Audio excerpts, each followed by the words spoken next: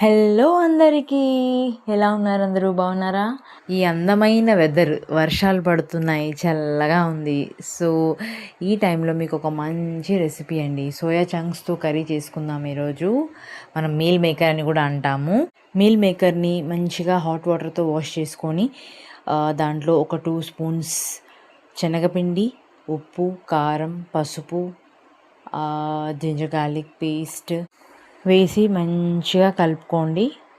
చక్కగా మీల్ మేకర్కి పట్టేసేయాలి. అవసరమైతే కొంచెం వాటర్ వేసి మిక్స్ చేసుకోండి. మీకు బాగా మిక్స్ చేసేసి పక్కన పెట్టేసుకోండి. నెక్స్ట్ ఒక బాణీలో ఆయిల్ వేసి కాస్త డీప్ ఫ్రై చేయండి. లైట్గా డీప్ ఫ్రై చేసేసి పక్కన పెట్టుకోండి. దీనికి ఆయిల్ కూడా పెద్దగా ఏం పట్టదండి, చాలా లైట్గానే ఉంటుంది. సో కాస్త డీప్ ఫ్రై చేస్తే ఏంటంటే ఆ సోయా చంక్స్కి ఒక మంచి టేస్ట్ వస్తుందన్నమాట. ఇలా ముందుగా కొంచెం డీప్ ఫ్రై చేసుకుంటే ఏంటంటే సోయా చంక్స్ మనకి తింటుంటే నోట్లో అలా క్రిస్పీగా భలే ఉంటుందన్నమాట. సో నెక్స్ట్ ఒక బాణీ పెట్టేసి ఆయిల్ వేసేసుకొని ఆనియన్, పచ్చిమిర్చి, టొమాటో, కొంచెం పసుపు, ఉప్పు, కారం వేసేసి అలా చక్కగా ఫ్రై చేసేసుకోండి.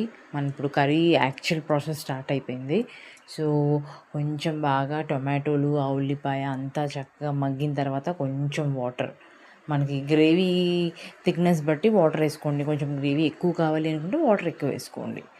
కొంచెం ఆ టమాటోలు, ఉల్లిగడ్డలు అన్నీ వేగిన తర్వాత మనం ముందుగా ఫ్రై చేసుకున్న సోయా చంక్స్ వేసేసి బాగా కలుపుకోవాలి. ఇప్పుడు ఆ soya chunks tomato flavour, onion flavour అన్నీ సోయా చంక్స్కి పట్టేస్తుంది. అలా కాసేపు చక్కగా వేగనివ్వండి. కాసేపు మూత కూడా పెట్టేస్తే చాలా చక్కగా వేగిపోతుంది. చూసారా ఆ గ్రేవీ థిక్నెస్, టెక్స్చర్ ఎంత చక్కగా వచ్చిందో. సో ఆల్మోస్ట్ కర్రీ అయిపోయిందండి. ఇక కొత్తిమీర వేసుకోండి. ఫైనల్గా కొత్తిమీర మనము ముందుగా కూడా వేసుకోవచ్చు, ఆయిల్లో వేస్తే కూడా చాలా మంచి ఫ్లేవర్ వస్తుంది. కొంతమంది లాస్ట్లో వేస్తారు, కొంతమంది ముందు వేసుకుంటారు. ఎలా వేసినా కూడా టేస్ట్ మాత్రం నెక్స్ట్ లెవెల్లో ఉంటుంది. మీరు ఈ రెసిపీ ట్రై చేయండి, నాకు కమెంట్ చేయండి ఎలా ఉందో.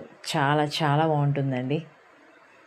మీకు రెసిపీ నచ్చినట్టయితే లైక్ చేసి సబ్స్క్రైబ్ చేయండి, షేర్ చేయండి. Thank you, bye.